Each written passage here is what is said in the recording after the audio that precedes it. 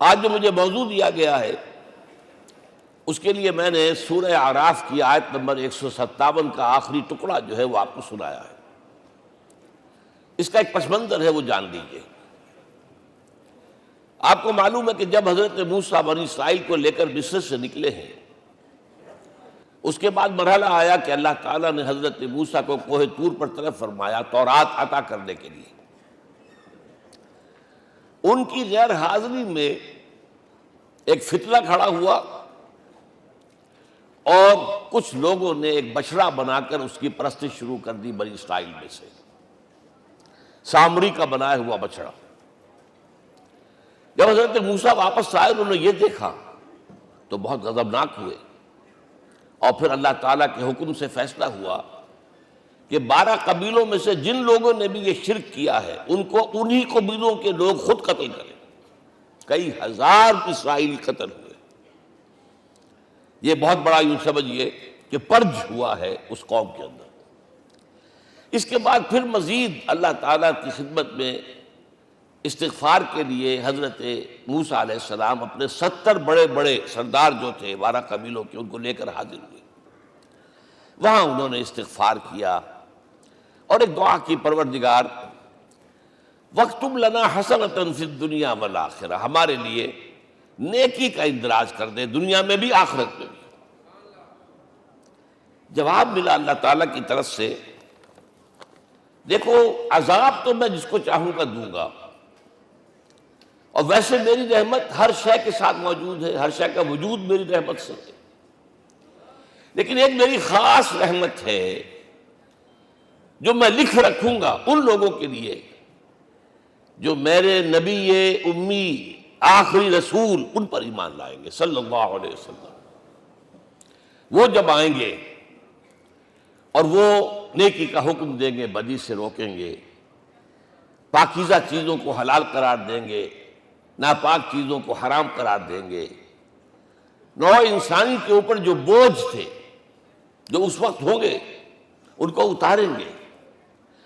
وہ جب آئیں گے تو جو لوگ فَالَّذِينَ آمَنُوا بِهِ نمبر 1، وَعَزَّرُوهُ نمبر 2، وَنَصَرُوهُ نمبر 3، وَاتَّبَعُوا النُّورَ الَّذِي أُنزِلَ مَعَهُ أُولَٰئِكَ هُمُ الْمُفْلِحُونَ۔ جو لوگ ان پر ایمان لائیں گے، ان کی تعظیم اور توقیر کریں گے، ان کی مدد کریں گے، اور جو نور ان کے ساتھ نازل کیا جائے گا یعنی قرآن، اس کی پیروی کریں گے، وہ ہوں گے جو فلاح پانے والے ہوں گے، میری خصوصی رحمت سے حصہ ان کو ملے گا۔ اب یہاں پہلے تو دعا کر لیجئے، اللہم ربنا اجعلنا منہم، اے اللہ ہم سب کو ان میں شامل فرما دے جو تیرے نبی کے ساتھ تعلق کی ان 4 بنیادوں کی شرائط کو پورا کر سکے، تقاضوں کو پورا کر سکے۔ اب ذرا ان میں سے ایک ایک کو لیجئے۔ ایمان جانی پہچانی چیز ہے، ایمان جسے کہتے ہیں، اس کی تشریح میں جانے کی ضرورت نہیں، وقت بھی محدود ہے، لیکن ایک بات سمجھنے کی ہے بہت ضروری۔ ایمان کے 2 لیول ہیں۔ ایک قانونی ایمان ہے جس کی بنا پر ہم ایک دوسرے کو مسلمان سمجھتے ہیں، اس کا تعلق اقرار باللسان کے ساتھ ہے، زبان سے کہنا اشہد ان لا الہ الا اللہ وحدہ لا شریک لہ واشہد ان سیدنا و مولانا محمدا عبدہ ورسولہ۔ کوئی ہندو تھا، سکھ تھا، پارسی تھا، عیسائی تھا، یہ کلمہ کہے اور اسلام میں آ گیا۔ لیکن یہ زبانی کلامی ایمان جو ہے یہ انسان کی سیرت و کردار پر اثر انداز نہیں ہو سکتا۔ یہی وجہ ہے آج ہم دیکھ رہے ہیں مسلمان ہی جھوٹ بھی بول رہا ہے، مسلمان ہی بے ایمانی بھی کر رہا ہے، مسلمان ہی خیانت بھی کر رہا ہے، مسلمانوں کے لیڈر بلینز کی خیانت کر رہے ہیں۔ یہ کون ہے؟ سب مسلمان ہیں۔ وہ اس کی وجہ کیا ہے کہ ہم صرف قانونی مسلمان ہیں اور ہمارا ایمان قانونی ایمان ہے۔ اس کے لیے اسلام کا لفظ قرآن میں آیا ہے سورہ حجرات میں، قالت الاعراب آمنا قل لم تؤمنوا ولکن قولوا اسلمنا۔ اے نبی یہ بدو کہہ رہے ہیں ہم ایمان لے آئے، ان سے فرما دیجئے تم ہرگز ایمان نہیں لائے ہو، یوں کہو کہ ہم مسلمان ہو گئے ہیں۔ ولما يدخل الایمان فی قلوبکم، ابھی تک ایمان تمہارے دلوں میں داخل نہیں ہوا۔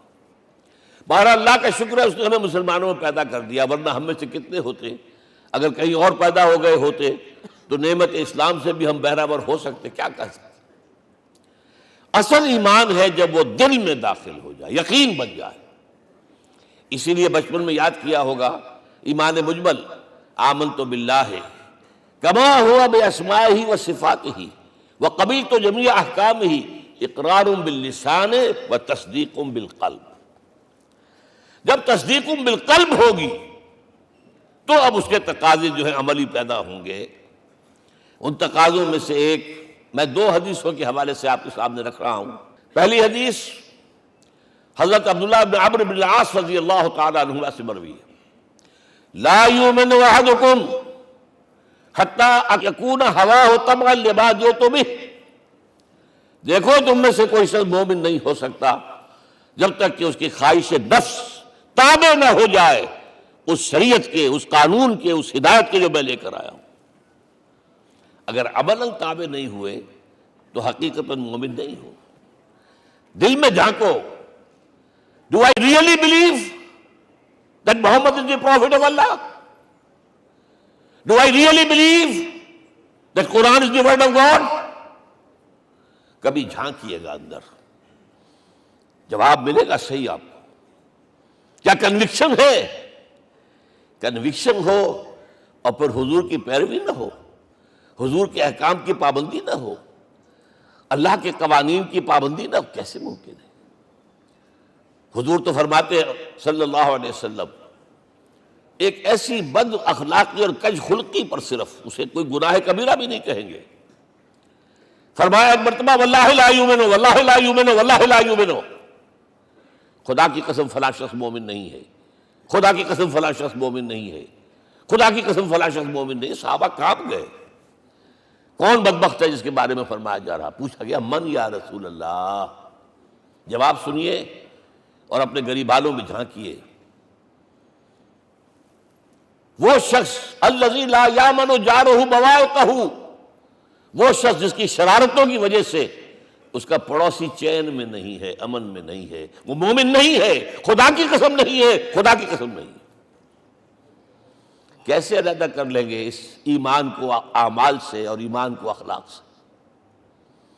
آگے چلیے، وہ جو حدیث حضرت ابو ہریرہ سے، اور یہ متفق علیہ ہے، صرف بخاری کی نہیں ہے، بخاری جمع مسلم۔ لا یؤمن احدکم حتی اکون احب الیہ من والدہ وولدہ والناس اجمعین۔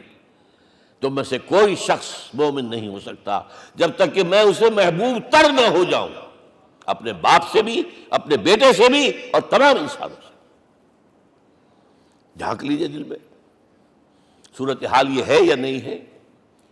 کیوں محبوب ہو جائیں؟ اس لیے کہ آپ کے ذریعے ہدایت ملی ہے، آپ کے ذریعے ہم اللہ سے جڑے ہیں، اور آپ کو معلوم ہے دنیا میں کوئی شاہ ہدایت نہیں، نعمت نہیں ہے جب تک کہ نعمت ہدایت نہ ہو۔ اگر صحت اچھی ہے، ہدایت نہیں ہے، تو بدماشیاں کریں گے، کیا کریں گے؟ آپ کو معلوم ہے صحت اچھی جو ہے کہ جا کے کھپے گی، اگر ہدایت نہیں ہے۔ اگر دولت ہے، ہدایت نہیں، کیا کریں؟ گلچھرے اڑائیں گے، عیاشیاں کریں گے، لوگوں پر اپنی دولت کا روب گانٹیں گے۔ اولاد ہے، ہدایت نہیں ہے، یہ اولاد سہان و روح بھی بن جائے گی کہیں آپ کے لیے۔ کوئی شے نعمت نہیں ہے جب تک کہ نعمت ہدایت نہ ہو، اور ہدایت ہمیں ملی محمد الرسول اللہ صلی اللہ علیہ وسلم کے ذریعے۔ تو آپ سے بڑھ کر محبوب کون ہوگا؟ اس کے ضمن میں ایک بڑا پیارا واقعہ آتا ہے۔ حضرت عمر سے پوچھتے ہیں حضور ایک مرتبہ، عمر تمہیں مجھ سے کتنی محبت ہے؟ اندازہ کیجئے کہ اس قدر اپنائیت کسی سے ہوتی ہے تب یہ سوال ہوتا ہے، عمر تمہیں مجھ سے کتنی محبت ہے؟ عرض کیا حضور مجھے آپ دنیا کے ہر انسان سے زیادہ محبوب ہیں۔ فرمایا اور اپنی جان سے؟ ذرا سا توقف کیا، دل میں جھانکا، ہاں حضور اب میں یہ بھی کہتا ہوں کہ میری جان سے بھی زیادہ عزیز ہے مجھے۔ آپ نے فرمایا الان عمر اب پہنچے ہو جو مقام ہے، اب درکار ہے، جو مطلوب ہے۔ تو محبت اس درجے کی، اطاعت اس درجے کی اگر نہیں ہے تو ایمان نہیں ہے۔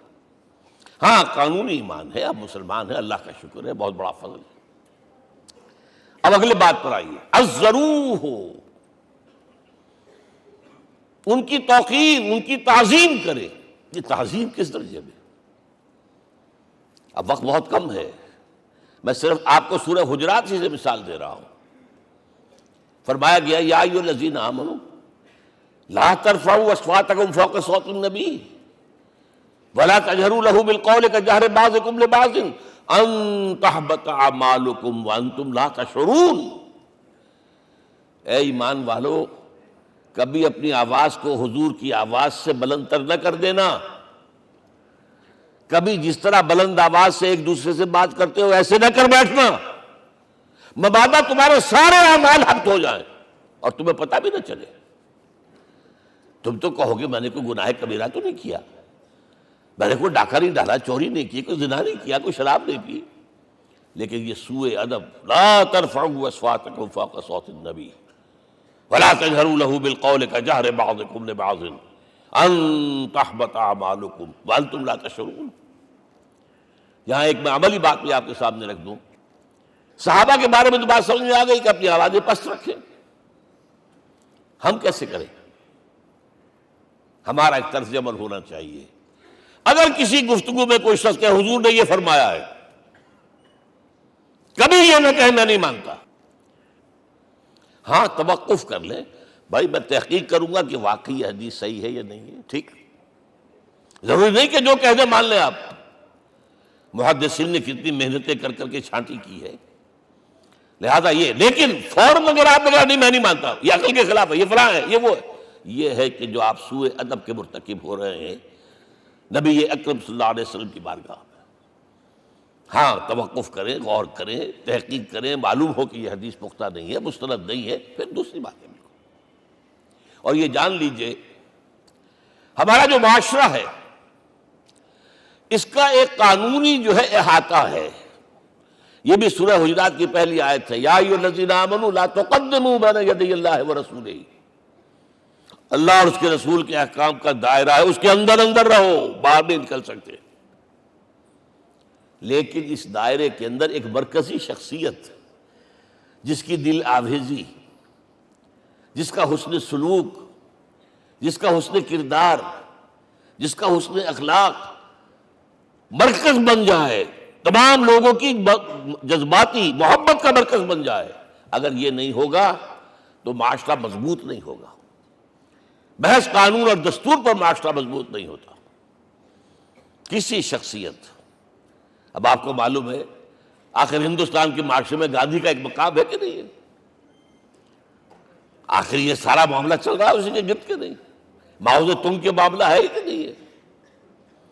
یہ سارا معاملہ دنیا میں عام لوگ کہہ دیتے، ریشنلسٹ لوگ، کہ ان چیزوں کی کیا ضرورت ہے؟ بھائی قانون دیکھنا چاہیے، دستور دیکھنا چاہیے، حکم دیکھنا نہیں. بھائی جذباتی وابستگی، کہ ایک ہستی تو ایسی ہو کہ جس کے کچھ کہنے پر فوراً زبانیں بند ہو جائیں. اور اس کا نقشہ میں سعودی عرب میں دیکھتا ہوں، اگر وہاں کے دو بدو لڑ رہے ہوں صف اور ایک دوسرے کو کھانے کو دوڑ رہے ہوں، کوئی شخص کہتے صلی علی النبی، فوراً خاموش. معلوم ہوتا ہے آگ کے اوپر کسی نے پانی ڈال دیا، خاموش، صلی علی النبی، صرف یہ کہنے سے. یہ جذباتی وابستگی اگر محمد سے نہیں ہے صلی اللہ علیہ وسلم تو آپ کا معاشرہ کبھی مضبوط نہیں ہوگا. یہ مرکزی شخصیت، یہ مرکز ہے. اسی لیے ان کے احترام کا یہ درجہ ہے، کیونکہ اس سے کیا ہوگا؟ تمہارا شیرازہ بکھر جائے گا. اگر ان کے ساتھ جذباتی محبت نہیں ہوگی تمہارا شیرازہ بکھر جائے گا. یہ آیا معاملہ. اب میں آپ کو بتانا چاہتا ہوں تہذیب. ہمارے ہاں اصل میں بدقسمتی سے ہم سیرت کی تقریریں کرتے ہیں، حضور کی عظمت بیان کرنے کی کوشش کرتے ہیں. کچھ لوگ تو خیر حضور کی زلفیں ہیں، حضور کی آنکھیں ہیں، حضور کی کملی ہے، حضور کا سایہ نہیں تھا وغیرہ، یہ باتیں اپنی جگہ ہیں، ہر چیز ٹھیک ہے. لیکن یہ جان لیجئے حضور کی اصل عظمت ایک نبی اور رسول کی حیثیت سے ہے، اور وہ شے وہ ہے جہاں جبرائیل کے بھی پر جل رہے ہیں. اس کی حقیقت کون جانتا ہے؟ میں ایک مثال دے رہا ہوں آپ کو کہ حضور 100 میں مثال رکھا کرتے تھے. آج روزہ رکھا، شام کو افطار نہیں کیا، وہ رات کو چل رہا ہے روزہ، اگلے روز پھر وہ کنٹینیو کر رہا ہے شام تک. 2 دن کا 100 میں مثال، 3 دن کا بھی رکھتے تھے. صحابہ نے اجازت چاہی، حضور ہمیں بھی اجازت دے دیں. نہیں، عرض کہ حضور آپ تو رکھتے ہیں، ہمیں منع کرتے ہیں۔ اب سنیے، ایکم مثلی، تمہیں سے کون ہے مجھ جیسا؟ ابھی تو عند ربی، میں تو اپنے رب کے پاس رات گزارتا ہوں۔ ہوا یطعمنی ویسقین، وہ مجھے کھلاتا اور پلاتا ہے۔ کیا سمجھیں گے ہم؟ کیا ہماری سمجھ میں آئے گا؟ یہ معاملہ نبوت کے جو اسرار و رموز ہیں، ان کا جو مقام اور مرتبہ ہے، وہ کوئی نبی پہچان سکتا، غیر نبی تو پہچان ہی نہیں سکتا۔ ایک ڈاکٹر کا کیا مقام ہے اپنے فن میں، وہ کوئی ڈاکٹر ہی سمجھ سکے گا نا، غیر ڈاکٹر کہاں سمجھے گا؟ اور حقیقت میں وہی سمجھے گا جو اس سے بھی اوپر کا ڈاکٹر ہے، نیچے والا تو نہیں سمجھ سکتا۔ جو کمتر ہے وہ تو صرف اوپر دیکھے گا، اللہ اللہ خیر صلی اللہ۔ جو اوپر ہے اور ظاہر ہے محمد سے اوپر کوئی نہیں صلی اللہ علیہ وسلم۔ یہی وجہ ہے، دیکھیے شیخ سعدی کو کیا کہنا پڑا، یا صاحب الجمال و یا سید البشر من وجهك المرير قد نور القمر لا يمكن الثناء كما كان حقه بعد از خدا بزرگ توئی قصہ مختصر۔ اے محمد صلی اللہ علیہ وسلم، آپ کی ثنا جیسے کہ حق ہے ہو ہی نہیں سکتی۔ غالب اس سے بھی آگے گیا ہے، میں بات ابھی آپ کو سناتا ہوں شعر اس کا۔ آپ کی ثنا کا حق ادا ہو ہی نہیں سکتا، بس ہم یہ جانتے ہیں اللہ کے بعد آپ کا مقام۔ غالب جو آگے گیا ہے کہتا ہے، غالب ثنا خواجہ بیزداں گزاشتیم کہاں ذات پاک مرتبہ دان محمد است۔ اے غالب ہم نے تو حضور کی ثنا تو اللہ کے حوالے کر دی ہے، اس لیے کہ وہی ذات پاک جانتا ہے مرتبہ محمد کا کیا ہے صلی اللہ علیہ وسلم۔ ہم بیان کرنے کی کوشش کریں گے تو توہین کر بیٹھیں گے۔ ایک لطیفہ ہے، ایک بیچارہ کوئی دیہاتی کہیں پھنسا ہوا تھا کسی جگہ، تھکا ہوا چل رہا تھا، ڈپٹی کمشنر صاحب جا رہے تھے، کار میں بٹھا لیا۔ اب اس نے کہا، پتر تینوں اللہ پٹواری کرے۔ اب اس غریب کے جو ہے اس کے ذہن میں تو پٹواری سے اوپر تو کچھ ہے ہی نہیں، اس کے قلم سے جو ہے ادھر کا انتقال ادھر ہو گیا، ادھر کی ادھر چلی گئی۔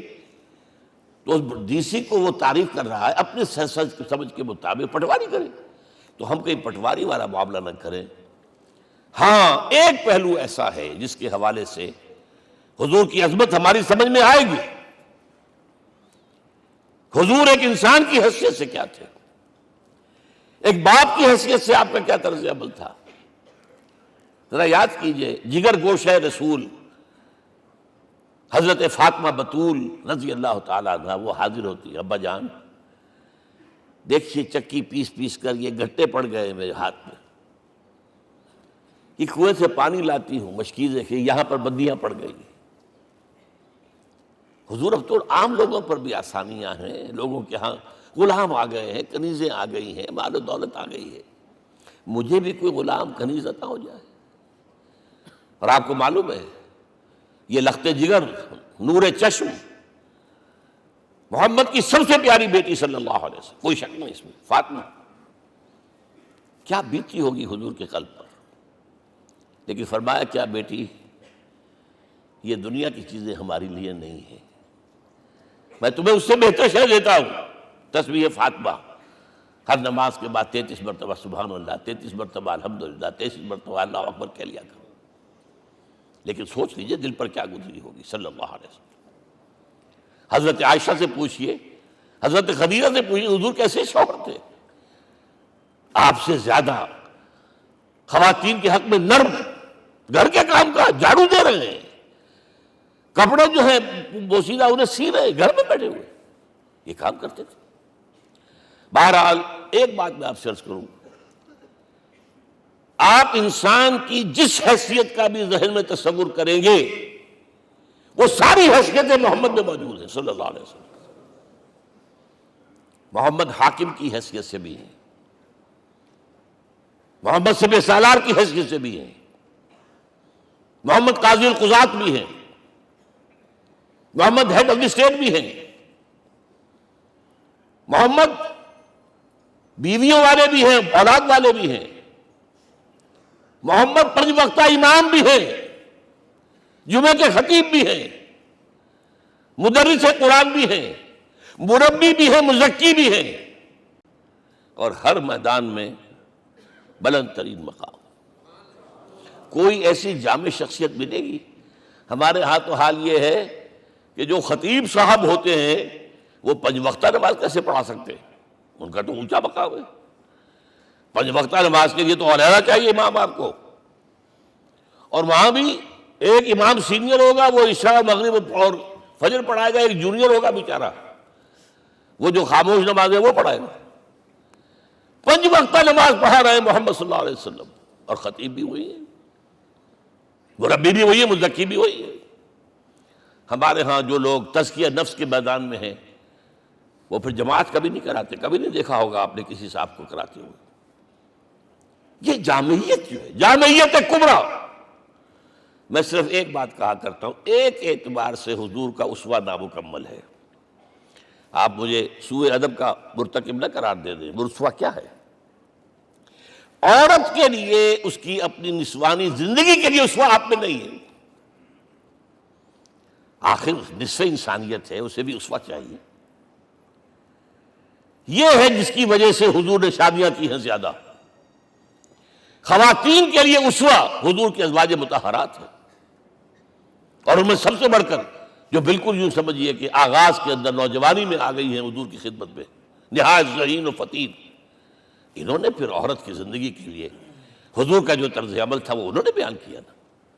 اس لیے سورہ احزاب کے اندر اس کا تذکرہ ہے، جہاں یہ آتا ہے لقد کان لکم فی رسول اللہ اسوۃ حسنہ، وہیں پر یا نساء النبی لستن کاحد من النساء، اے نبی کی بیویوں تم عام عورتوں کے مانند نہیں ہو، تمہیں تو اسوہ بننا ہے امت کے لیے۔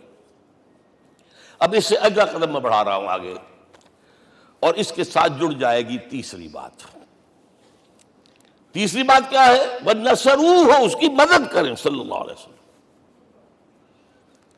پہلی بات تو یہ نوٹ کیجئے، حضور انتہائی غیور انسان تھے، انتہائی غیور۔ یہ کہا جاتا ہے کہ اگر حضور گھوڑے اس میں سوار ہوتے تھے اونٹ پر، اور آپ کا کوڑا نیچے گر گیا، تو آپ یہ کسی سے نہیں کہتے تھے کہ ذرا یہ میرا کوڑا مجھے پکڑا دینا، یہ بھی گوارا نہیں تھا۔ آپ اونٹ بٹھا کر نیچے اتر کر اپنا کوڑا خود اٹھاتے تھے۔ کسی سے اپنے ذاتی کام کے لیے کوئی مدد مانگنا امکان ہی نہیں۔ بلکہ ایک واقعہ تو وہ ہے جب بھی میں تذکرہ کرتا ہوں میری آنکھوں میں آنسو آ جاتے ہیں۔ یہ ہجرت کے وقت کا واقعہ ہے۔ آپ کو معلوم ہے حضور نے تمام مسلمانوں کو مکے سے جانے کی اجازت دے دی، چلے جاؤ مدینے، چلے جاؤ مدینے، آپ خود تھے موجود، اس لیے کہ رسول اپنے مقام کو نہیں چھوڑ سکتا وداؤٹ ایکسپریس پرمیشن فرام اللہ سبحانہ وتعالی۔ اب حضرت ابوبکر پوچھ رہے ہیں حضور اجازت آ گئی؟ نہیں آئی، آ گئی نہیں آئی، دن گزر رہے ہیں۔ حضرت عائشہ کی روایت ہے کہ ایک روز ہم نے دیکھا دوپہر کے وقت آ رہے ہیں حضور، کپڑے سے اپنا سر جو ہے ڈھانپا ہوا ہے۔ عرب میں دوپہر کے وقت وزٹ کرنا جو ہے یہ ان کے خلاف دستور ہے، ان کی تہذیب کے خلاف، یہ قیلولے کا وقت ہوتا۔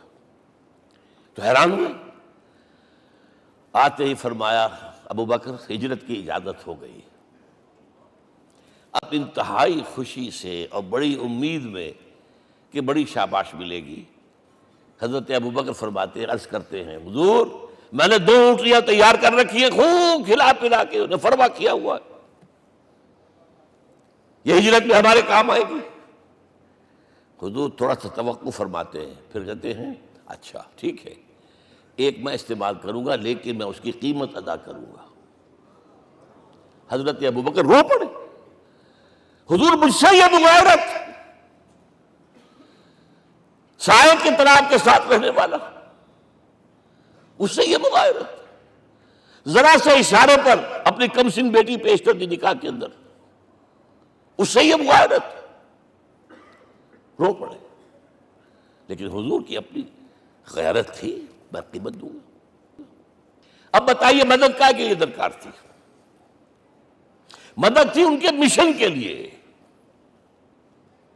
مشن 2 حصوں میں تھا، اس کو جانیے، آج کچھ علمی باتیں آ رہی ہیں۔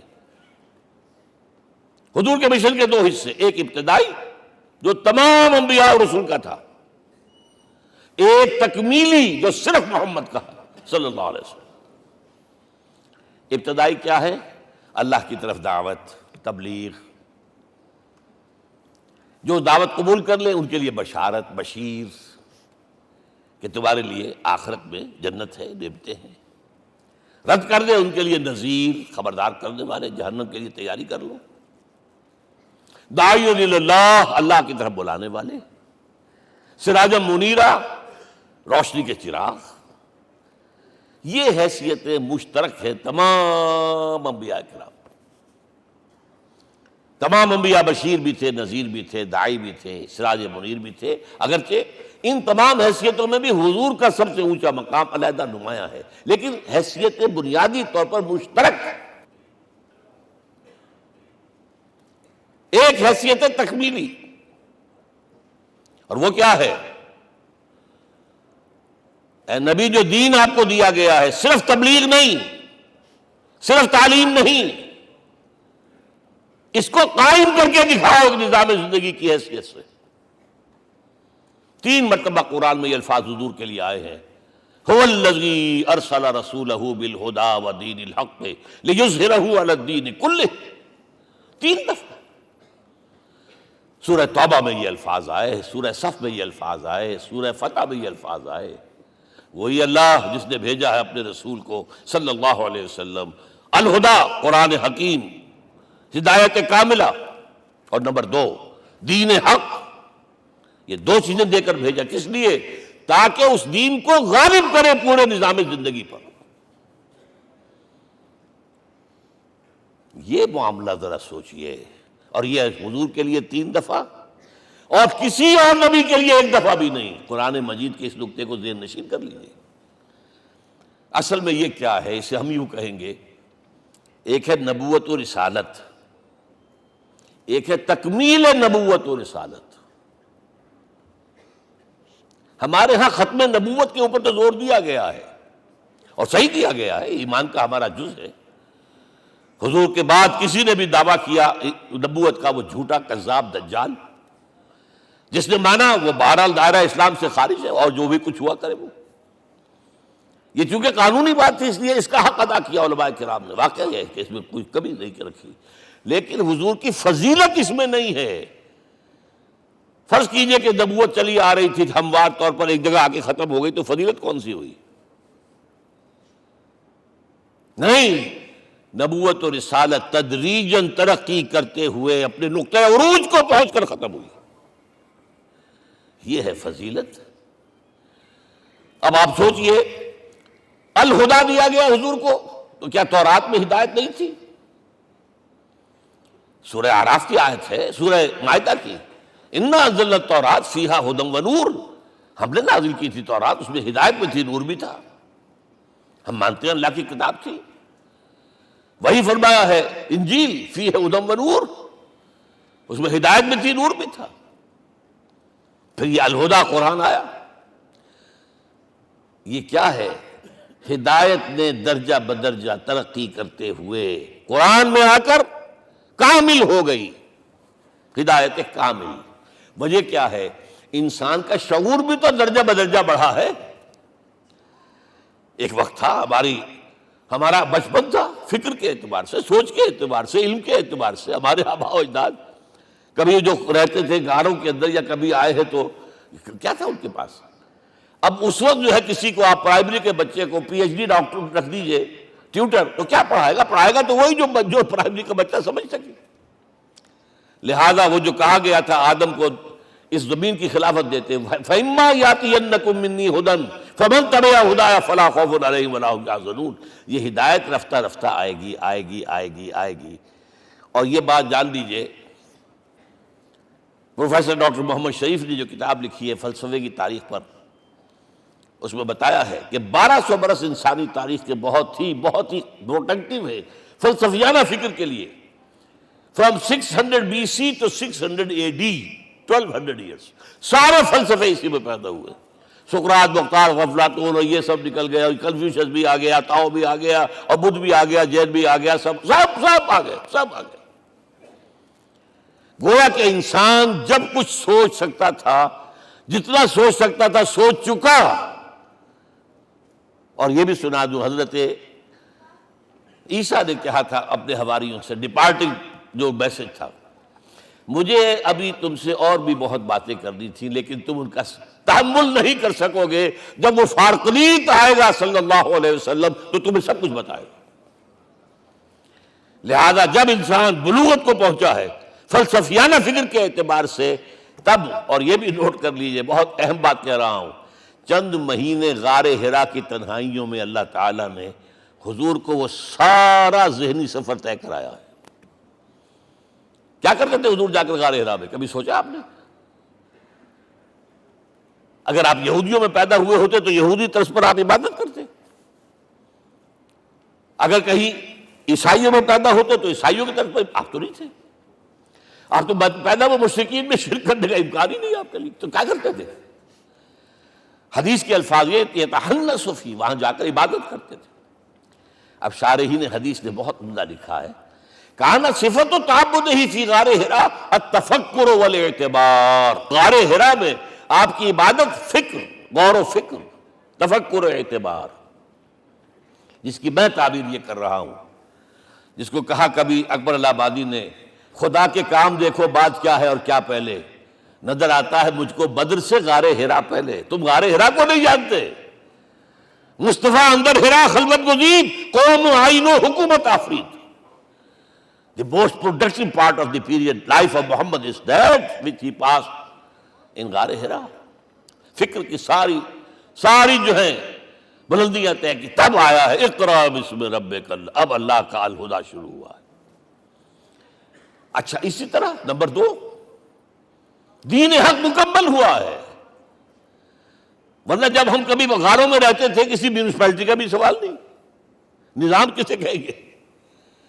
پھر یہ ہے کہ قبائلی نظام آیا، چلیے ایک شیخ ہے اس کا کہنا ماننا ہے سب کو، کچھ نظام تو بن گیا نا، اور نظام جہاں آئے گا جکڑ بندی ہو جائے گی۔ اب تم فلاں قبیلے کے شخص ہو، اس کا قبیلے کا سردار یہ، تمہیں حکم ماننا پڑے گا، اس قبیلے کی روایت یہ ہے، تمہیں پیروی کرنی پڑے گی، you have to do it whether you like it or not۔ پھر آپ کی سٹی اسٹیٹس وجود میں آئی، پھر امپائرز وجود میں آ گئے، 400-500 برس سے رومن امپائر، 400-500 برس سے ایرانین امپائر عرب کے اوپر ایسے تھی جیسے افغان کے سر کے اوپر بہت بڑا جو ہے پگڑ رکھا ہوتا ہے۔ کتنا بڑا ہوتا ہے؟ وہ کسی نے شعر کہا بھی تھا، مجھے تو اب یاد نہیں، کہ سر پہ باندھے ہوئے پورا افغانستان۔ میرا خیال ہے ضمیر جعفری۔ تو کیا تھا یہ جزیرہ نما عرب؟ یہ جزیرہ کہلاتا ہے، الجزیرہ، الجزیرہ، اس لیے کہ نیچے آپ کو معلوم ہے بحیرہ عرب، ادھر جو ہے خلیج آ رہی ہے آخر تک، ادھر سے بحیرہ قلزم جا رہا ہے، اور پھر خلیج عقبہ آ گئی ہے، تو یہ سارا جو ہے جزیرہ نما ہے، اس سے پیننسولا۔ لیکن عرب اوپر 2 اور ہیں، عراق عرب، شام عرب۔ عراق عرب پر قبضہ ایران کا، شام عرب پر رومیوں کا۔ اور جب یہ سلطنتیں بن گئیں تو گویا کہ انسان شکنجے میں آ گیا۔ ظلم، محنت کرے کسان، عیش کرے جاگیردار، اور بادشاہ محل بنائے، لگان وہاں سے آ رہا ہے۔ از جفائے دے خدایاں کشتے دہقانہ خراب، کرگے پر بیٹھا ہوا کوئی کھدر بن رہا ہے، ٹیکس دو۔ بادشاہ محل بھی بنائے گا، یاشیاں بھی کرے گا، سارا نسوانی حسن جو ہے کوہ قاف کا لے آئے گا اپنے ہاں، اور پھر فوج بھی رکھے گا، ذرا تم نے گردن اٹھائی تو تمہاری سرکوبی کرنے کے لیے فوج تیار ہے۔ یہ جب جکڑ بند آئی ہے انسان پر، تب محمد کو بھیجا گیا ہے۔ دی لیبریٹر، اسے آزاد کرانے والا، دین حق دیا گیا۔ یہ دین حق قرآن مجید میں اسی لیے کہا گیا، یہ میں کہہ رہا ہوں تکمیل رسالت النبوت۔ الیوم اکملت لکم دینکم واتممت علیکم نعمتی ورضیت لکم الاسلام دینا۔ آج میں نے تمہارے لیے تمہارے دین کو کامل کر دیا ہے، یہ مکمل نظام زندگی ہم نے دیا ہے، پہلے تھا ہی نہیں۔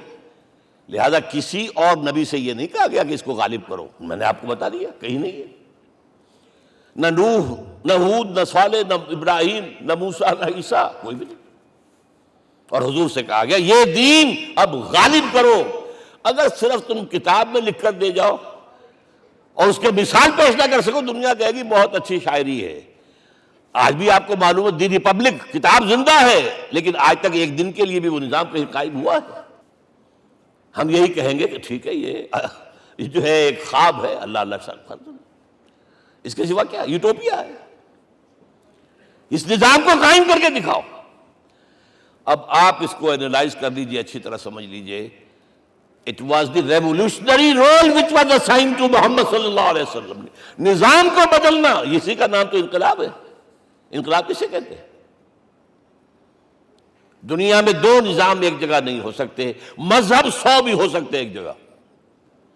مذہب لمیٹڈ ہے، آپ کی ذاتی زندگی، آپ کے کچھ عقائد ہیں، کچھ عبادات ہیں، کچھ رسومات ہیں، کچھ سوشل رائٹس ہیں، یہ ہے بس۔ تو یہ تو 100 بھی دے کین کو ایگزسٹ۔ امریکہ میں کتنے ہیں؟ مسلمان گئے مسجدیں بنا لی ہیں، ہندو گئے ہیں مندر بنا لیے ہیں، سکھ گئے ہیں ان کے جو گردوارے بنے ہوئے ہیں، سلوتے یعنی یہودیوں کے اور عیسائیوں کے تو بے شمار ہے ہی ہیں، لیکن ہے ہمہ مذہب۔ لیکن دین تو دو نہیں ہو سکتے، یا ڈیموکریسی ہوگی یا بادشاہت ہوگی، ایک تو دو تو نہیں ہو سکتے۔ یا کیپٹلزم ہوگا یا سوشلزم ہوگا، دو تو نہیں ہو سکتے۔ یا تھیوکریسی ہوگی یا ڈیموکریسی ہوگی، دو نہیں ہو سکتے۔ اور یہ بھی آپ کو معلوم ہے دنیا میں کہیں ویکوم نہیں ہے، نظام کے اعتبار سے کبھی نہیں رہا ہے، ہر ایک نظام موجود ہے۔ آپ کوئی دوسرا نظام لانا چاہتے ہیں، پہلے اس کو جڑ سے اکھیڑنا پڑے گا۔ گفت رومی ہر بنائے کوہنا کا آباداں کلند، تو نہ دانی اولا تعمیر راں ویرا کلند۔ رومی نے کہا ہے کہ دیکھو، اگر کوئی نئی تعبیر تمہیں کرنی ہو تو تم جانتے نہیں ہو پہلے پرانی تعبیر کو گرانا پڑتا ہے، پہلے آپ نظام جڑ سے کھینچ کر پھینکیں گے باہر، تب نظام لائیں گے نا۔ اور یہ ظاہر بات ہے جو نظام بھی ہے اس کے ساتھ ویسٹڈ انٹرسٹ ہے، اس کے ساتھ پریولیج کلاسز ہیں، دے وانٹ اسٹیٹس کو، وہ کوئی تبدیلی نہیں ماننے کو تیار، کیونکہ اسی نظام کی شاخوں پر تو ان کے گھونسلے بنے ہوئے، وہیں سے تو مفادات ان کے وابستہ ہے۔ لہذا نظام جو ہے بدلنے کے لیے جانیں دینی پڑتی ہیں، خون بہانا پڑتا ہے، جان جوکھوں کا کام کرنا پڑتا ہے، اس کے بغیر نظام نہیں بدلتا۔ اور محمد کا رول صلی اللہ علیہ وسلم، یہ ہے وہ عظمت محمد کی جو انسان نے پہچانی ہے۔ میں 3 گواہیاں آپ کے سامنے پیش کر رہا ہوں، 1 from the east, 2 from the west, 3 کئی ملوے ہے۔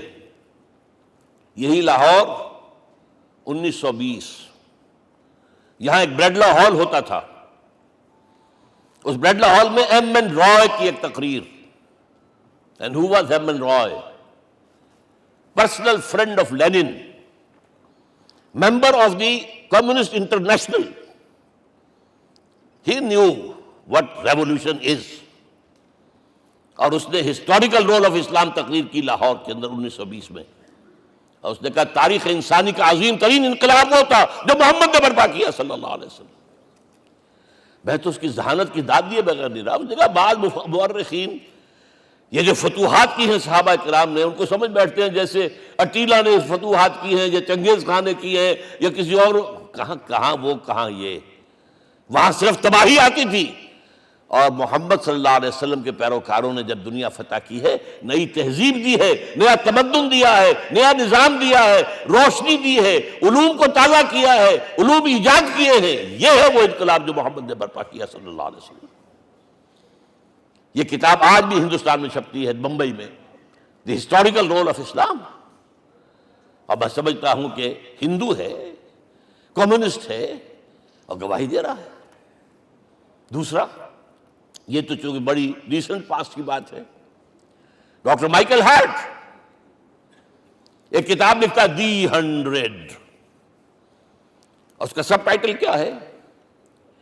A selection and gradation of the 100 most influential personalities of the human race, human history. پوری انسانی نسل میں سے ان لوگوں کو چن لو جنہوں نے اس کی تاریخ کے دھارے کے رخ کو موڑا ہو۔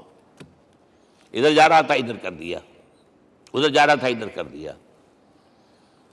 جن لوگوں نے بھی تاریخ کا دھارا موڑا، پہلے سلیکٹ کر لو، سلیکشن۔ 100 آدمی کا نام آ گئے، اب گریڈیشن ان میں سب سے زیادہ کس نے کیا؟ اور ٹاپ پر لایا محمد کو صلی اللہ علیہ وسلم۔ یہ کتاب تو اویلیبل ہے، پڑھیے۔ اور چونکہ عیسائی ہے اور حضرت عیسیٰ کو نمبر 3 پر لے گیا، غور کیجئے۔ نمبر 2 پر لایا نیوٹن کو، بابائے طبیعیات، اور پھر کہتا ہے naturally I owe an explanation. میں عیسائی ہوتے ہوئے I am placing Muhammad at one at top, how? This is because, یہ لفظ یاد کیجئے، this is because he is the only person supremely successful in both the religious and secular fields۔ ذہانت، وہ زندگی جو آج تقسیم کر دی گئی ہے، یہ مذہبی زندگی ہے، یہ سیکولر ہے، یہ ریاست ہے، قانون ہے، یہ ہے، وہ اس کو علیحدہ رکھو بھائی، مذہب کو علیحدہ رکھو۔ وہ کہتے ہیں کہ یا تو مجھے ملتا ہے کہ وہ آدمی جو ادھر اونچا ہے تو دوسری طرف نیچا ہے، کچھ بھی نہیں، ادھر اونچا ہے تو ادھر کچھ نہیں۔ روحانیت میں، دین میں، اخلاق میں عیسیٰ سے اوپر کون جائے گا؟ لیکن حکومت میں، ریاست میں کوئی قدم ہی نہیں رکھا، زیرو۔ مذہب کتنا بڑا پیدا کر دیا گوتم بدھ نے، لیکن ریاست، حکومت زیرو۔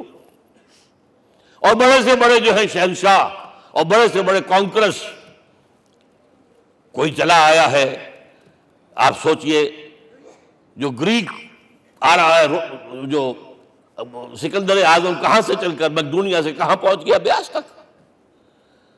اٹیلا کہاں سے پہنچ گیا؟ مشرق سے مغرب تک۔ لیکن مذہب و اخلاق کے اندر زیرو نہیں بلکہ مائنس ویلیو لانی پڑے گی۔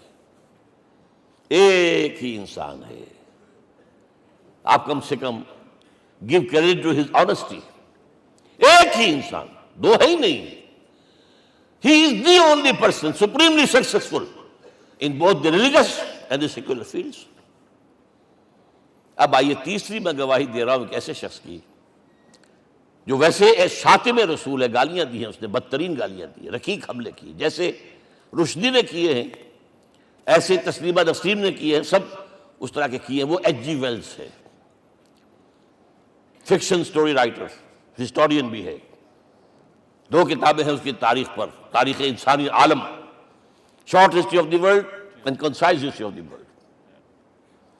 جو رقیق حملے کیے ہیں، میں اس کا ذکر نہیں اس لیے کر دیا کہ معلوم ہے وہ دشمن ہے، دوست نہیں ہے۔ اگر کسی کا دوست ہوگا تو تعریف کرے گا، وہ دشمن ہے، میں اسٹیبلش کرنا چاہتا ہوں، ہی از انیمی۔ اور عربی زبان کا ایک مقولہ یہ ہے کہ الفضل ما شہدت بہ الاعداء، فضیلت تو وہ ہوتی ہے جس کی گواہی دشمن دے۔ جب وہ آیا ہے concise history of the world میں، چیپٹر آخری حضور کا، جو حضور کے چیپٹر میں جو آخری بات خطبہ حجۃ الوداع کو کوٹ کیا ہے، لا فضل لعربی علی عجمی ولا لعجمی علی عربی ولا لأحمر علی اسود ولا لأسود علی احمر الا بالتقوی۔ کسی عرب کو کسی عجمی پر کوئی فضیلت نہیں، کسی عجمی کو کسی عرب پر کوئی فضیلت نہیں، کسی گولے کو کسی کارے پر کوئی فضیلت نہیں، اور کسی کالے کو کسی گورے پر کوئی فضیلت نہیں، ہاں تقوی کے ساتھ فضیلت ہے۔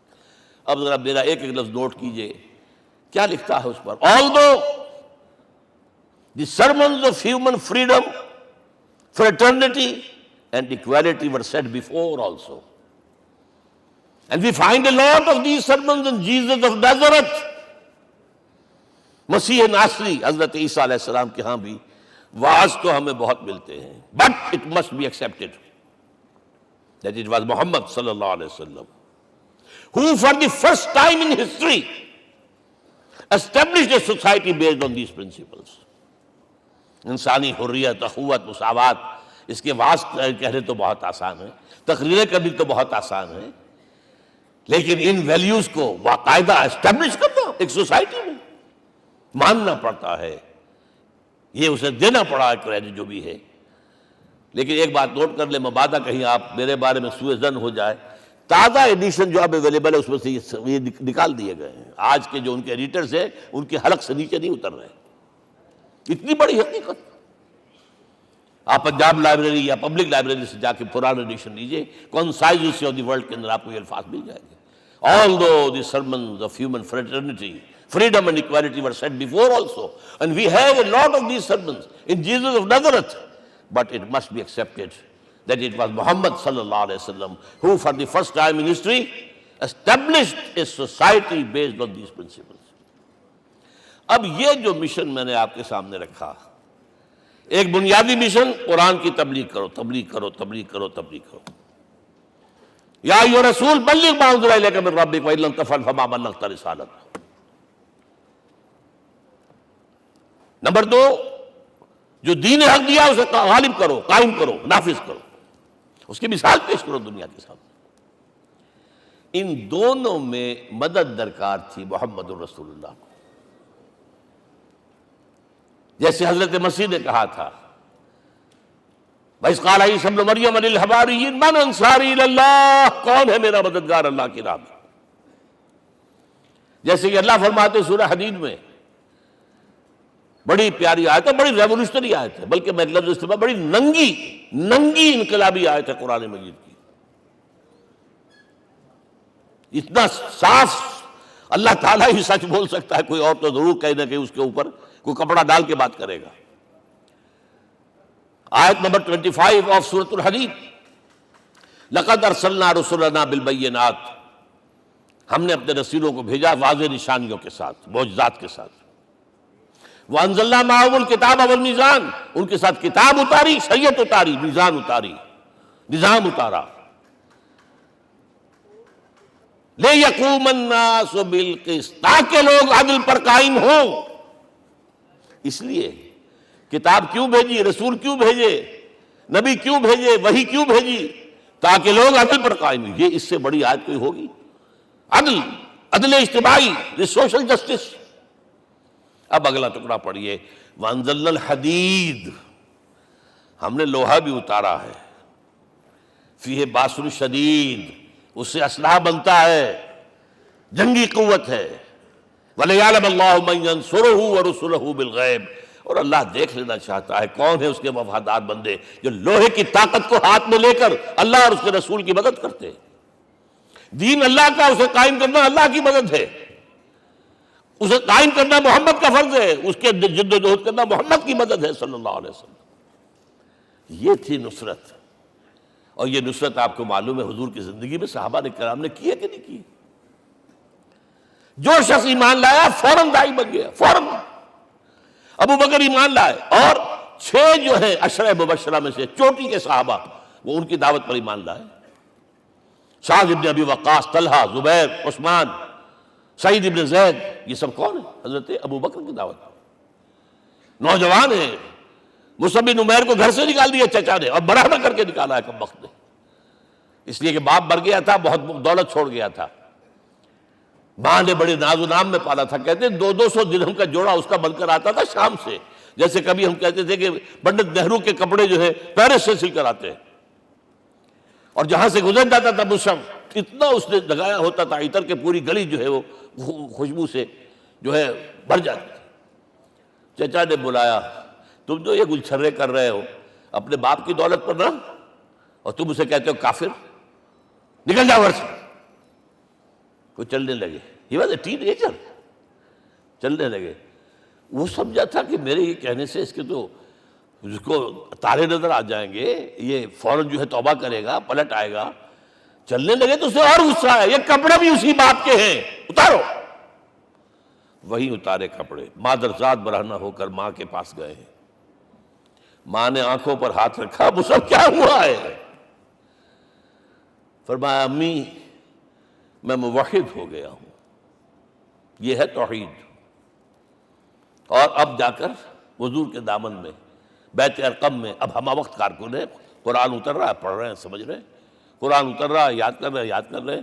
اور اس کے بعد جب کہا تھا مدینے والوں نے بیعت عقبہ اولیٰ پر کہ حضور ہمارے سے آپ کی ملاقات تو سال کے بعد ہی ہوگی، درمیان میں تو آپ کو معلوم ہے خونریزی ہے، کوئی قافلہ بچ کے نہیں آ سکتا، تو اب آپ ہمیں کوئی اپنا شاگرد دیجئے. مصعب بن عمیر کو حضور نے کہا جاؤ ان کے ساتھ. وہاں ان کا نام پڑ گیا المقری، پڑھانے والا، قرآن پڑھانے والا. 75 آدمی اگلے سال لے کر آ گیا ہے، اور اسی سے بیعت عقبہ ثانیہ ہوئی ہے، اور ہجرت کا راستہ کھل گیا. اور اس کو ایک دفعہ حضور نے دیکھا، مسجد کے دروازے کے سامنے سے گزر رہا تھا مصعب، پھٹا ہوا کمبل تھا جس میں پہلے لپیٹا ہوا تھا. حضور کی آنکھوں میں آنسو آ گئے. غزوہ احد میں شہید ہوا کس طرح؟ علم بردار تھا، ایک ہاتھ پر وار پڑا ہے، کٹ کے گر گیا، ایک ہاتھ سے تھاما، دوسرے پر بھی گر گیا، دونوں جو بچے ہوئے حصے تھے اس سے تھاما. پھر جب ختم ہو گئے اس کے بعد جو ہے جب دفن کر رہے تھے تو حضور کے سامنے پرابلم لایا گیا. مصعب کے جسم پر تو کوئی کپڑا ہی نہیں تھا سوائے ایک چادر کے، ایک دھوتی. اللہ اللہ خیر اللہ. اور شہید کا کفن ہوتا ہے اس کا اپنا لباس.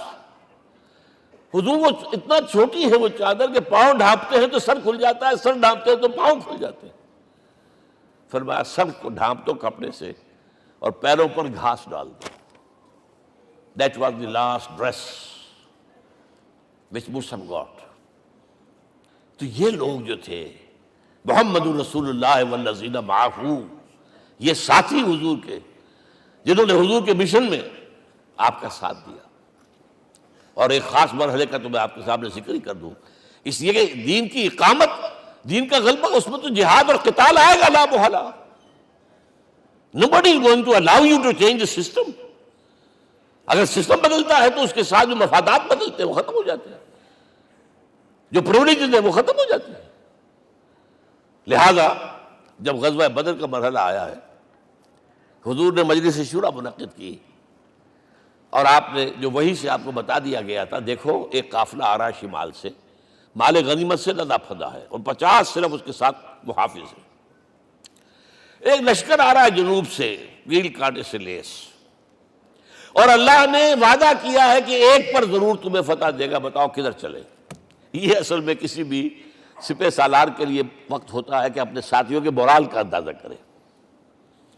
کچھ ہوں گے ہم جیسے کمزور بھی، انہوں نے کہا کہ حضور پہلے قافلے کی طرف چلے، آسانی سے فتح بھی ہو جائے گی اور ہتھیار مل جائیں گے ہمیں. ہمارے پاس تو ہتھیار بھی نہیں ہے، گنتی کے لوگوں کے پاس تلواریں بھی نہیں سب کے پاس، تو 50 آدمیوں کے ہتھیار تو ملیں گے، پھر لشکر سے نپٹ لیں. اب حضور کہہ رہے ہیں اشیرونی اشیرونی اشیرونی. حضرت مقداد بن اسود کھڑے ہوتے ہیں، حضور ہمیں موسیٰ کے ساتھی نہ سمجھیے جنہوں نے کہہ دیا تھا فَذَهَبْ أَنْتَ وَرَبُّكَ فَقَاتِلَا إِنَّا هَاهُنَا قَاعِدُونَ. ہم موسیٰ کے ساتھی نہیں ہیں، ہم آپ کے جانثار ہیں. آپ جو آپ کی نیت ہے آپ بسم اللہ کیجئے، ہم آپ کو کیا پتہ ہمارے ذریعے آپ کو اللہ تعالیٰ آنکھوں کی ٹھنڈک عطا فرمائے. حضور پھر فرمائے مجھے مشورہ دو، مجھے مشورہ دو. تب خیال آیا سعد ابن عبادہ رضی اللہ تعالیٰ عنہ کو، جو رئیس انصار تھے، ہو نہ ہو یہ ہماری طرف روئے سخن ہے.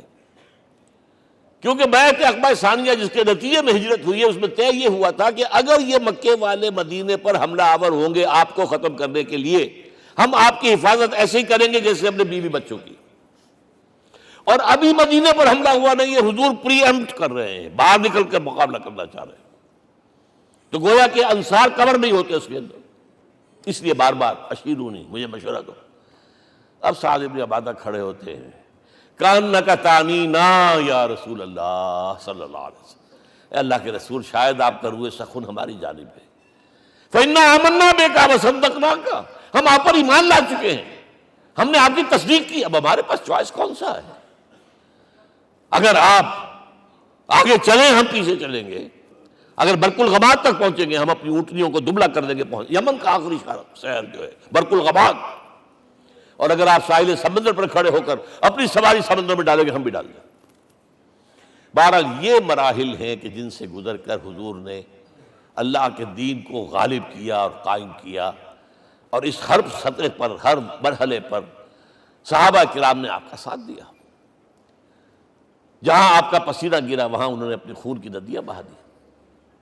محمد رسول اللہ والذین معہ اشداء علی الکفار رحماء بینہم. یہ ہے در حقیقت عظمت محمد صلی اللہ علیہ وسلم. آج کے دور میں سمجھ لیجئے اچھی طرح، یہ دور جس کا کہ فاتح ہیں حضور، فاتح سے مطلب افتتاح کرنے والے، اس دور میں اجتماعی نظام کی اصل اہمیت ہے. اجتماعی نظام غلط ہے، ایکسپلائٹیٹو ہے. تقسیم دولت کا نظام غلط ہے. کیا ہوگا؟ ایک طرف دولت جمع ہوگی، ایکومولیشن آف ویلتھ، ایک طرف بھوک، افلاس، فاقہ ہوگا. شاہ ولی اللہ دہلوی کہتے ہیں کہ جس معاشرے میں تقسیم دولت کا نظام غلط ہو جائے یہ دو دھاری تلوار ہے، دو دھاری، دونوں طرف کاٹتی ہے۔ ایک طرف دولت جمع ہوگی تو عیاشیاں ہوں گی، بدماشیاں ہوں گی، گلچرے ہوں گے، وہ بھی خراب، معاشرے کے لیے خراب۔ اور ایک طرف فقر ہوگا اور بھوک ہوگی اور فاقہ ہوگا، یہ بھی خراب۔ اس لیے کہ حضور فرماتے ہیں کاد الفقر ان یکون کفرا، فقر تو انسان کو کفر کی حد تک پہنچا دیتا ہے، لہذا فق کو کل نظام کو توڑنا ہوگا۔ یہ الفاظ ہے شاہ ولی اللہ دہلوی رحمۃ اللہ علیہ کے، جو 12ویں صدی ہجری کے مجدد ہیں۔ اس نظام کو بدلنا، اب آپ سوچئے حضور صلی اللہ علیہ وسلم نے جب اپنے اس مشن کی تکمیل کر لی، تو میں اب دو باتیں آپ کو بتا رہا ہوں۔ چونکہ حضور کی بعثت صرف عرب کے لیے نہیں تھی، صرف عربوں کے لیے نہیں تھی، صرف ملک عرب کے لیے نہیں تھی۔ اگر یہ ہوتا تو آپ کا کام مکمل ہو گیا تھا، پورے عرب میں اللہ کی حکومت قائم ہو گئی، ایک ایک شخص تک قرآن پہنچ گیا۔ لیکن 5 جگہ قرآن میں آیا ہے وَمَا أَرْسَلْنَاكَ إِلَّا كَافَّةً لِلنَّاسِ بَشِيرًا وَنَذِيرًا، ہم نے نہیں بھیجا آپ کو مگر تمام انسانوں کے لیے بشیر اور نذیر بنا کر۔ لہذا کام مکمل نہیں ہوا۔ اقبال کہتا ہے وقت فرصت ہے کہاں، کام ابھی باقی ہے، نور توحید کا اتمام ابھی باقی ہے۔ یہ بھی تکمیل رسالت کا مظہر ہے کہ حضور سے پہلے کوئی رسول پوری نوع انسانی کے لیے نہیں بھیجا گیا، آپ پہلے رسول ہیں اللہ کے اور آخری جو پوری نوع انسانی کے لیے بھیجے گئے۔ حضرت عیسیٰ نے بھی یہی کہا تھا اپنے حواریین سے، تو سینٹ پال نے اسے تبلیغی مذہب بنایا ہے۔ انجیل میں اب بھی الفاظ موجود ہیں کہ I have been sent in search of the lost sheep of the house of Israel، میں تو اسرائیل کے گھرانے کی کھوئی ہوئی بھیڑوں کی تلاش میں بھیجا گیا ہوں، صرف بنی اسرائیل کے لیے۔ قرآن بھی کہتا ہے رسول الی بنی اسرائیل، واحد رسول ہیں جو پوری دنیا کے لیے بھیجے گئے۔ اچھا کہہ دینا تو آسان ہو گیا، اس کا مطلب کیا ہے؟ جب تک پوری دنیا پر اللہ کا دین غالب نہ ہو، محمد کا مقصد بعثت ہنوز شرمندہ تکمیل ہے، اور یہ ہوگا، اس کی خبر دی ہے۔ یہ ایک تحفہ میں لے کر آیا آپ کے لیے، 8 صفحے ہیں، لیکن یہ سمجھیے کہ یہ سونے کے حروف سے شر لکھے ہوئے ہیں، وہ احادیث، وہ آیات جن میں حضور نے خبر دی ہے کہ پوری دنیا پر اللہ کا دین غالب ہوگا۔ ہو نہیں سکتا کہ دنیا ختم ہو جائے اور محمد کا مقصد بعثت ابھی مکمل نہ ہو، ناممکن۔ ان آیات کو پڑھیے، ان میں پھر احادیث پڑھیے۔ میں صرف 2 حدیثیں آپ کو سنا دوں۔ ایک میں حضور نے اپنے زمانے سے لے کر قیامت تک کے 5 ادوار گنائے ہیں، آپ پڑھ لیجیے گا، ٹیکسٹ ہے یہ، اور خدا کے لیے اس کی قدر کیجیے گا، یہ آیات ہیں، احادیث پھینک نہ دیجیے خدا کے لیے کہیں۔ اور اس کے اندر جو ہے اس وقت کے جو مایوسی کے اندھیارے ہمارے اوپر چھائے ہوئے ہیں، اس کا علاج ہے کہ نہیں، اور بھی دور فلک ہیں ابھی آنے والے، ناز اتنا نہ کریں ہم کو ستانے والے۔ بہرحال حضور نے جب اپنا مشن عرب کی حد تک مکمل کر لیا تو اب ایک بات نوٹ کیجئے، خطبہ حجۃ الوداع 1.25 لاکھ کا بجوا، حضور نے اپنے اس خطبے میں اپنی تعلیمات کے جو اہم نکات تھے انہیں اور دہرایا 3 مرتبہ ایک بات کی ہے۔ لاؤڈ سپیکر تو تھا نہیں، پہلے آپ ادھر رخ کرتے تھے، آپ کہتے تھے کچھ، ادھر لوگ آدمی آگے کھڑا ہوا اس کو آگے پہنچاتا اور آگے پہنچاتا تھا، پھر آپ سامنے رخ کر کے کہتے تھے، پھر بائیں طرف رخ کر کے 3 مرتبہ، ایک لفظ 3 مرتبہ۔ آخر میں ایک سوال کیا ہے، الا هل بلغت، دیکھو لوگوں میں نے پہنچا دیا یا نہیں؟ کیونکہ قرآن میں تحدید آئی تھی، اے نبی، یا ایھا النبی بلغ ما انزل الیک من ربک وان لم تفعل فما بلغت رسالتہ، اے نبی جو کچھ تم پر نازل کیا گیا اللہ کی طرف سے پہنچا دو، اور اگر نہیں کیا تو رسالت کا حق ادا نہیں ہوگا۔ اور اس میں سورہ اعراف کی آیت نمبر 6 اگر پڑھ لیں، فَلَنَسْأَلَنَّ الَّذِينَ أُرْسِلَ إِلَيْهِمْ وَلَنَسْأَلَنَّ الْمُرْسَلِينَ، ہم ان سے بھی پوچھیں گے جن کی طرف رسولوں کو بھیجا، اور رسولوں سے پوچھیں گے ہم نے تمہارے پاس اپنا پیغام پہنچایا تھا، تم نے پہنچایا کہ نہیں لوگوں کو؟ اس لیے حضور نے گواہی لی، الا هل بلغت، دیکھو میں نے پہنچا دیا کہ نہیں؟ اور جواب کیا ملا؟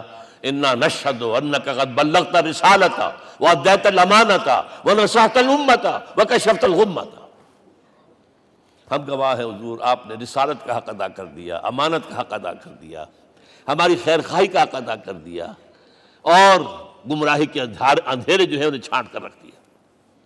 اب آپ نے آسمان کی طرف نگاہ کی، انگشت شہادت سے وہی 3 مرتبہ اللہم اشہد اللہم اشہد اللہم اشہد، اللہ تو بھی گواہ ہے، یہ مان رہے۔ یہ ہے سائی آف ریلیف، یہ بوجھ جو میرے کندھے پر آیا تھا اِنَّا سَنُلْقِي عَلَيْكَ قَوْلًا ثَقِيلًا، یہ اب منتقل ہو گیا، اب امت کو منتقل ہوا۔ لہذا آخری لفظ کیا تھا؟ فَلْيُبَلِّغِ الشَّاهِدُ الْغَائِبَ، اب جو یہاں موجود ہیں ان کا فرض ہے کہ پہنچائیں ان کو جو یہاں نہیں ہے۔ میں صرف تمہارے لیے رسول نہیں ہوں، ایک ایک فرد نوع بشر تک دنیا میں جو اس وقت ہے، اور ایک ایک فرد نوع بشر جو آخر تک آئے گا قیامت تک، اس تک قرآن پہنچانا تمہارے ذمہ ہے۔ ہم نے نہیں پہنچایا، اسی لیے آج ہم اللہ کے عذاب میں ہیں۔ آج کیوں ذلیل کے کل تک نہ تھی پسند گستاخی فرشتہ ہماری جناب میں؟ 1.5 بلین مسلمان، لیکن عزت نام کی کوئی شے ہے؟ G7 G9 G11 G13 G15 کوئی مسلمان بھی ہے ان میں؟ نہ 3 میں نہ 13 میں، نہ G7 میں نہ G15 میں، نن۔ اتنی بڑی تعداد، سیکیورٹی کونسل میں کسی سیٹ کی امید ہے؟ نن۔ آپ کے وسائل پر ان کا قبضہ ہے، آپ کی ٹیکسیشن کے احکام وہاں سے آ رہے ہیں۔ ریٹ بڑھاؤ، چینی کے اس کے بڑھاؤ، اور فلاں کے بڑھاؤ، اور بجلی کے بڑھاؤ، اور تیل کے بڑھاؤ، کیا ہو رہا ہے؟ کیوں ذلیل ہے؟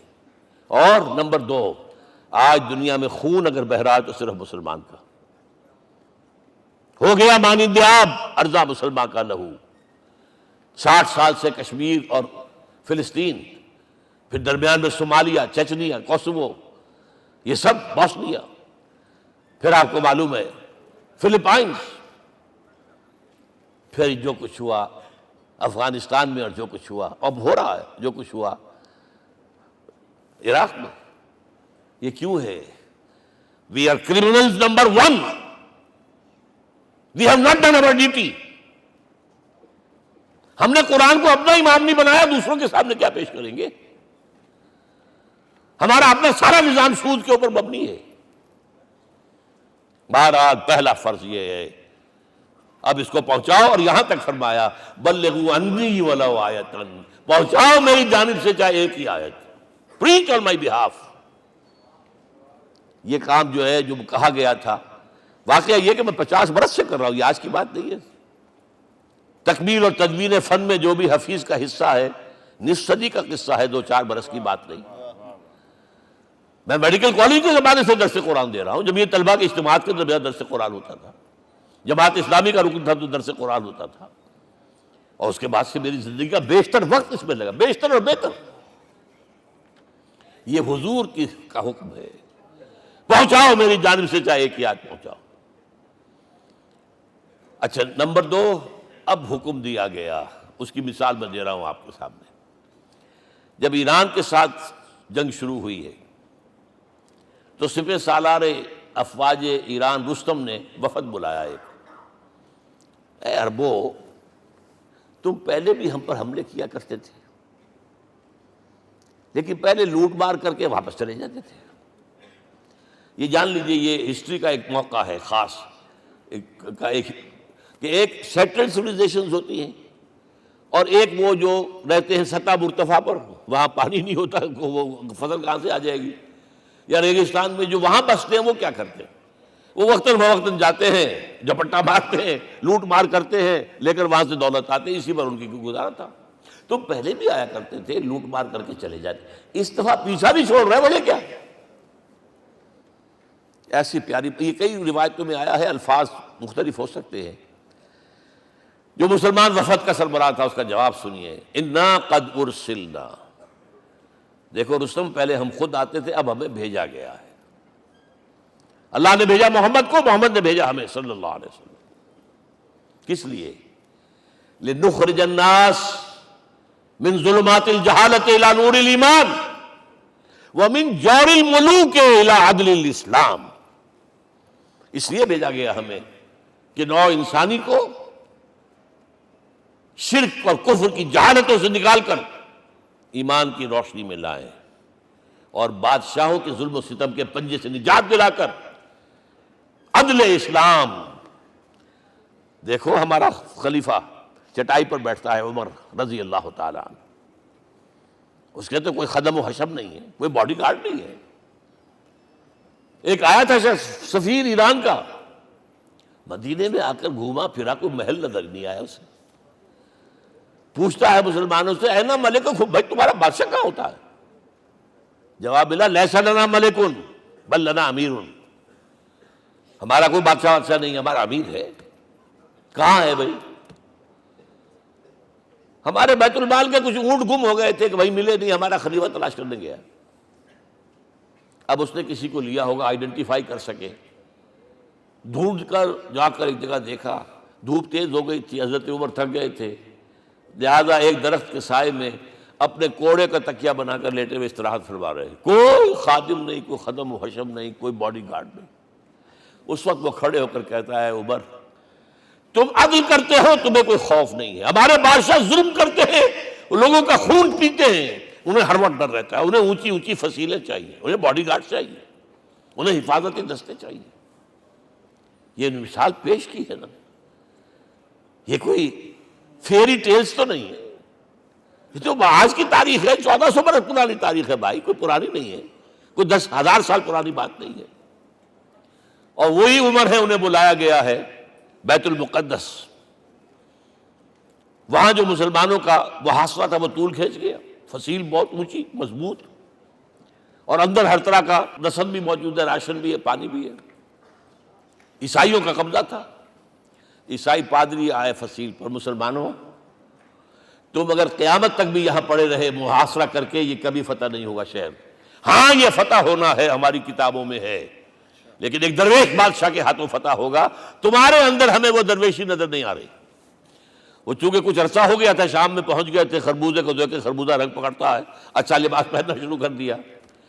اور وہاں تھے امین هذه الامہ ابو عبیدہ بن الجراح رضی اللہ تعالی عنہ، یکی 10 مبشرہ. ان کا فوراً کلک کیا، یہ بادشاہ مدینے میں بیٹھا ہوا تو ہے. یہاں سے ریکویسٹ کی گئی ہے آپ تشریف لائیے. اب 700 میل کا سفر ہے، کوئی ذاتی سفر نہیں، کسی بیٹے کے کنووکیشن کے لیے نہیں گئے ہیں، کوئی انٹوریج نہیں ہے، کچھ نہیں. ایک اونٹ، ایک خادم، اور اسی اونٹ پر راستے کا راشن، لہذا ایک آدمی بیٹھ سکتا ہے. اب ایک منزل خلیفہ اوپر تشریف فرما ہے اور خادم ہاتھ پکڑ کر آگے چل رہا. اگلی منزل خادم اوپر بیٹھا ہے اور خلیفہ ہاتھ پکڑ کے آگے چل رہا ہے. جب آخری منزل آئی ہے تو باری ہو گئی اس خادم کی. اس نے ہاتھ جوڑ دیے، خدا کے لیے لوگ دیکھیں گے، مجھے ماریں گے، تمہیں شرم نہیں آئی؟ خلیفۃ المسلمین جو ہے وہ آگے آگے تمہارے چل رہے تھے، تم براجمان تھے. حضرت عمر نے ڈانٹ پلائی، دوڑو نہیں، باری تمہاری ہے. وہ بیٹھا ہوا اوپر، حضرت عمر پنکیل پکڑ کر آ رہے ہیں، اور بیچ میں کہیں کیچڑ آ گیا تھا، جوتیاں بھی ہاتھ میں پکڑی ہوئی ہیں. اب وہاں آتے ہی انہیں لے جایا گیا فصیل کے سامنے. انہوں نے اوپر سے اپنی کتابیں دیکھیں، ہاں یہی ہے درویش بادشاہ. یہ فتح نہیں ہوا تھا یروشلم، یہ ایک صلح کے طور پر انہوں نے دیا ہے، کھول دیا، آ جاؤ. اور انہوں نے شرط رکھوائی تھی کہ کہیں یہاں یہودیوں کو آباد نہیں ہونے دیں گے آپ. حضرت عمر نے اتنی رعایت کی تھی یہودیوں کے لیے کہ وہ یہاں آئیں، اپنے مقدس مقامات کی زیارت کر کے جا سکتے ہیں، لیکن یہاں سیٹل نہیں ہو سکتے. اس لیے وعدہ تھا. یہ وعدہ جو ہے سلطان عبدالحمید خان تک چلا ہے. بڑی سے بڑی رشوت پیش کی تھی زائرنسٹ نے، تمہارے سارے قرضے ہم ختم کر دیں گے، تم جو ہے ہمیں فلسطین میں آباد ہونے کا حق دے دو. نہیں، جو معاہدہ عمر کا تھا اس میں کوئی ترمیم نہیں کر سکتا. تو یہ مثالیں ہیں جو پیش کی گئی ہیں. میں تو کہا کرتا ہوں، جب میں نے پڑھا تھا کہ کرنل جمال عبد الناصر کی بیٹی سائیکل پر جاتی ہے کالج، چون لائی کی بیٹی بھی سائیکل پر کالج جاتی ہے، احساس ہوا تھا عظمت ہے نا آخر، چاہے وہ کسی غیر میں ہو. اور واقعہ یہ ہے کہ میں بیان کرنے سے رہ نہیں سکتا. جب میں نے لال بہادر شاستری کے بارے میں سنا، he had no house in the whole of India. یہ تو بھارت کی ڈیموکریسی کا ایک معجزہ ہے. A person who doesn't own a house in the whole length and breadth of India, and he rose to the position of Prime Minister. ہمارے ہاں کسی میونسپلٹی کا جو ہے ممبر نہیں بن سکتا، اس کی بیوی اپنے گھر میں خود کھانا پکاتی تھی، کوئی ملازم نہیں تھا۔ اور جب ہارٹ اٹیک ہوا ہے تاشقند میں، تو وہ جو مرتدم بات کی ہے اس نے ماتا جی سے کی ہے، بیوی سے نہیں کی۔ یہ ہماری مشرقی روایات ہیں، ماں کا مقام۔ لیکن یہ تمام مثالیں جو ہیں، پوری نوع انسانی 10 مرتبہ پیدا ہو کر ختم ہو جائے، حضرت عمر والی مثالیں نہیں لا سکتے۔ رات کو گشت کر رہے ہیں، ایک جگہ سے رونے کی آواز آئی، معلوم ہوا کہ بچے ہیں، بھوکے ہیں، رو رہے ہیں۔